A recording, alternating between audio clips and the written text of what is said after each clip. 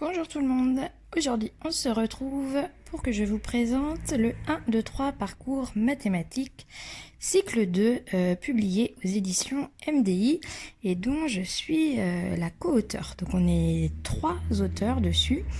Loïc et Geoffrey sont les 2 auteurs qui ont fait l'opus CM. Et donc je les ai rejoints pour réaliser le cycle 2 CE1, CE2. Alors je vais vous montrer aujourd'hui le contenu du fichier que j'ai remis dans un classeur.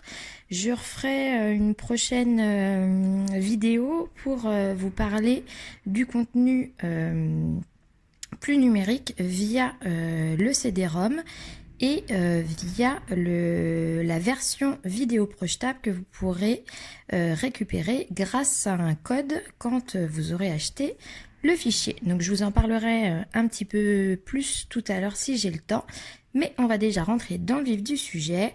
Donc on le reçoit dans un gros carton, j'ai découpé la couverture et je l'ai mis en classeur. Donc une petite page de présentation et donc le sommaire pour retrouver tout ce que vous allez trouver dans le fichier. Donc il y a 3 grandes parties. Une partie nombre et calcul, une partie grandeur et mesure et une partie espace et géométrie.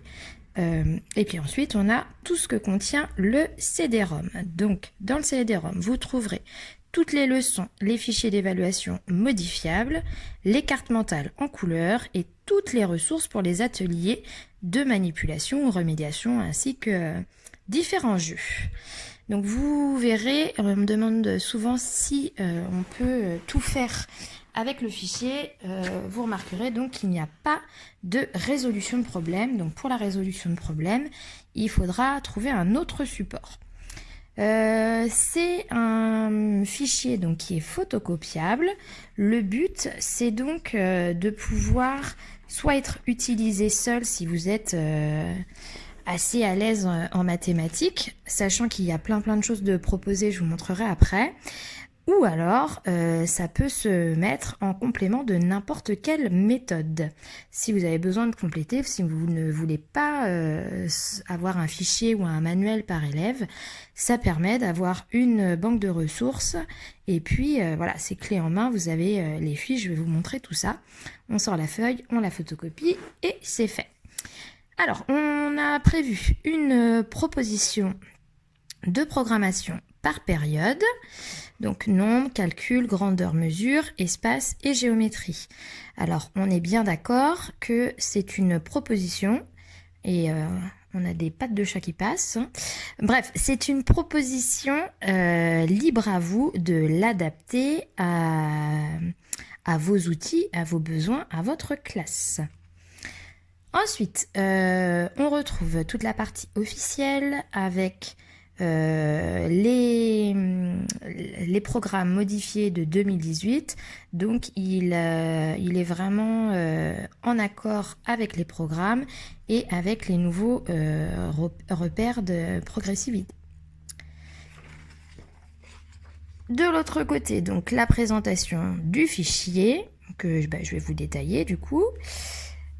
Donc on a des intercalaires par domaine, les fiches enseignants avec les leçons, ensuite on a les fiches je me teste, la fiche je m'entraîne et les fiches d'évaluation. Ensuite, j'ai fait un petit laïus sur la place de la manipulation dans le fichier parce que ça me semble essentiel. C'est un fichier photocopiable avec des fiches, mais ça ne peut pas se substituer à la manipulation. Donc voilà, je vous raconte un petit peu toute la place de la manipulation et l'importance que ça doit pouvoir prendre. C'est-à-dire que si on a le fichier, voilà, on photocopie pas les feuilles, on donne pas les feuilles aux enfants comme ça. Il faut qu'ils manipulent avant, pendant, après. Donc j'explique tout ça. Et alors ça, c'est tout ce que vous allez retrouver comme jeu, activité de manipulation par chapitre. Donc vous voyez, il n'y a pas un chapitre où il n'y a pas de manipulation et on en propose généralement même plusieurs. Donc là, au moins sur cette feuille-là, vous avez tout ce que vous allez retrouver ensuite. Et puis, voilà, toutes les ressources disponibles sur le CD-ROM. les repères de progressivité, nombre et calcul. On retrouve ensuite les repères de progressivité détaillés par chapitre, repères de progressivité CP, repères de progressivité CE1 et repères de progressivité CE2. On a donc fait un fichier CE1, CE2, et donc à chaque fois il y a 3 parcours pour chaque chapitre. Donc on va regarder un petit peu le premier. Comme il y a 3 parcours, histoire de vous expliquer un petit peu et puis de vous aider à vous repérer. On s'est dit qu'il y avait 3 parcours, que le parcours 1 correspondait à une fin de CP, ce qui permet d'aider des petits CE1 et qui peuvent se retrouver dans le parcours 1 avec des notions à revoir du CP. Le parcours 2 va correspondre à un CE1, voire à un petit CE2 qui a besoin de plus de temps de s'entraîner et d'un peu plus de coups de pouce. Et le parcours numéro 3 va correspondre à une fin de CE2. Donc pour chaque chapitre, on a vraiment découpé et réexpliqué à quoi correspond chaque parcours. Donc on a fait ça pour tous les domaines. Voilà, donc ça, on arrive à ça, c'est la première partie sur toute l'organisation du fichier. Je vais faire une seconde vidéo pour bien vous expliquer un parcours parce que sinon ça ne tiendra pas dans une seule. Je reviens donc sur l'organisation générale et je vous parle rapidement de la version vidéo projetable. Donc vous recevrez avec votre fichier un petit code. Sur ce code-là, il suffira de l'installer et vous pourrez donc retrouver la version vidéo projetable.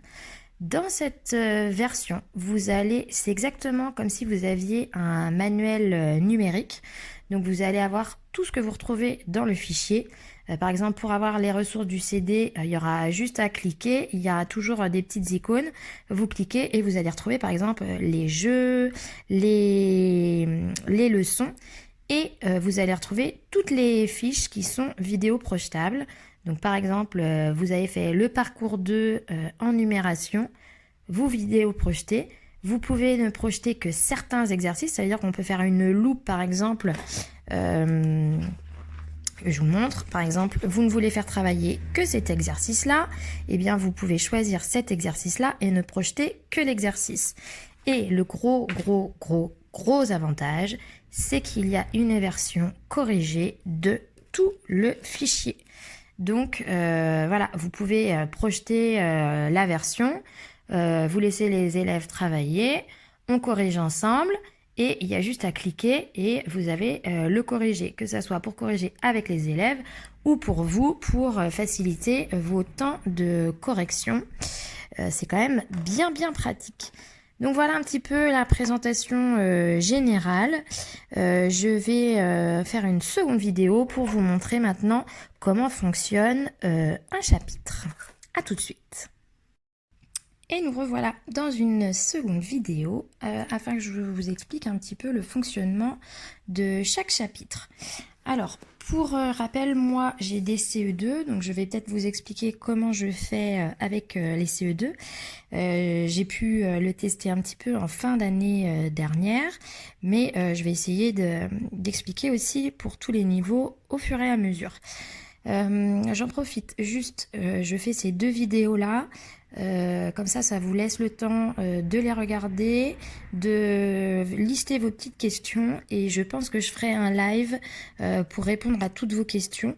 J'ai préféré faire une vidéo comme ça pour bien vous présenter, ne pas être coupé, mais je pense que voilà, ça entraînera peut-être des questions.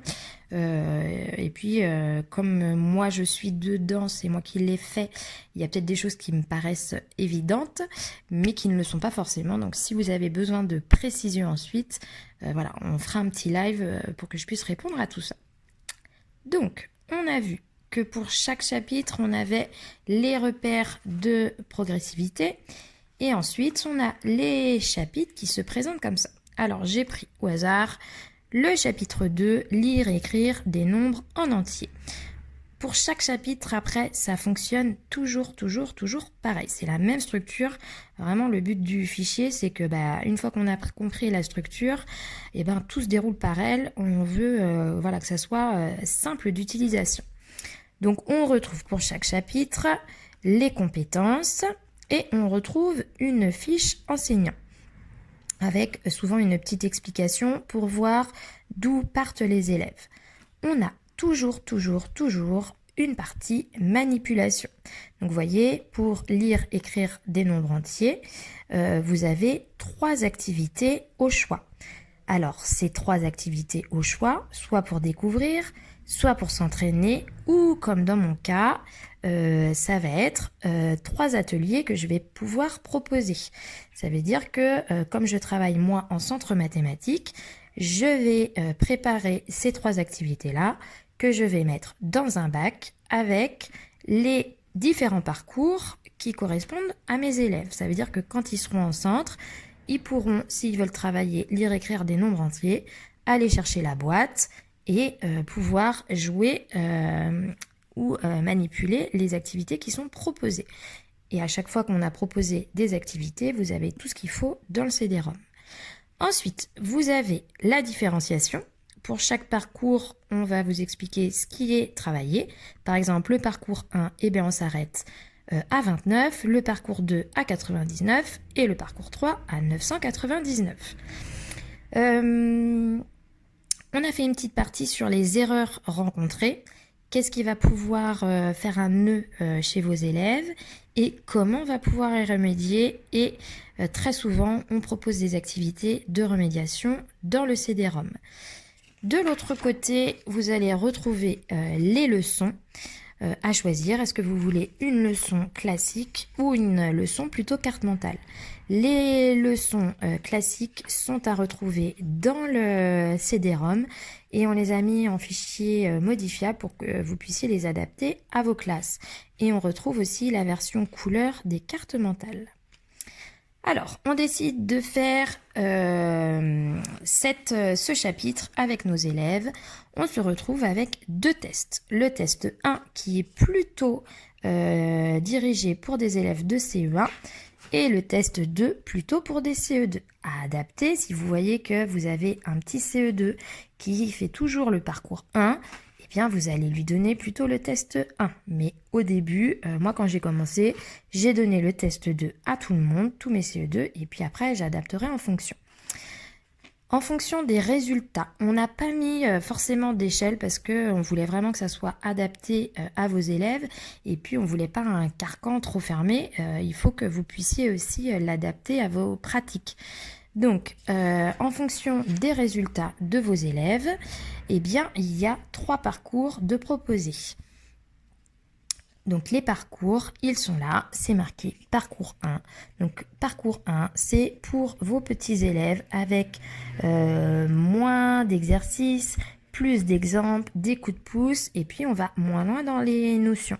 Donc, une fiche recto-verso par parcours, avec toujours un petit point les maths dans la vie, qui est souvent une activité un peu plus ludique, et des petits défis des fois pour les pousser un peu plus loin.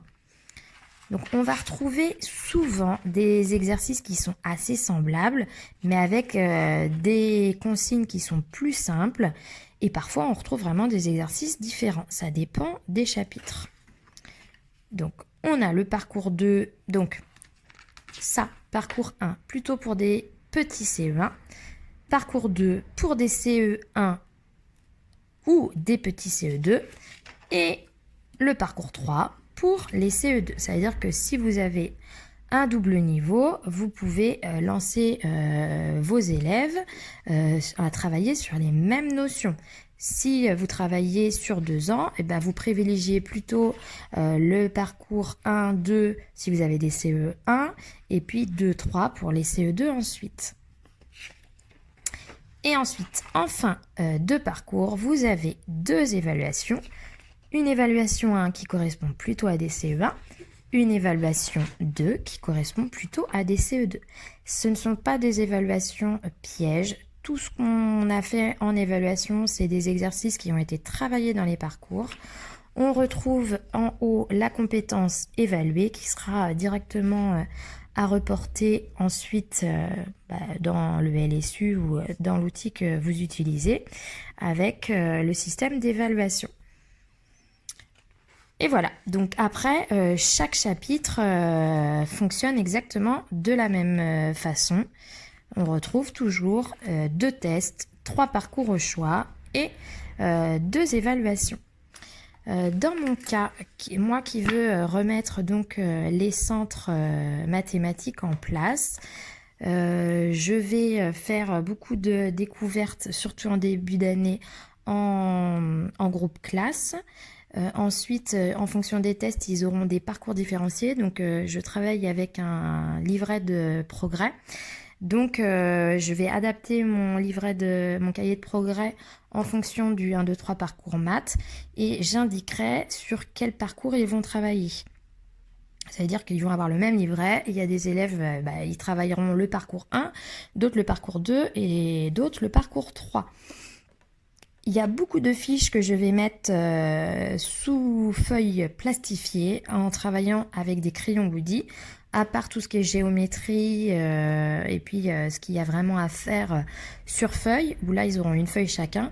Mais sinon, voilà, il y aura par exemple un bac qui correspondra, une boîte qui correspondra à un chapitre.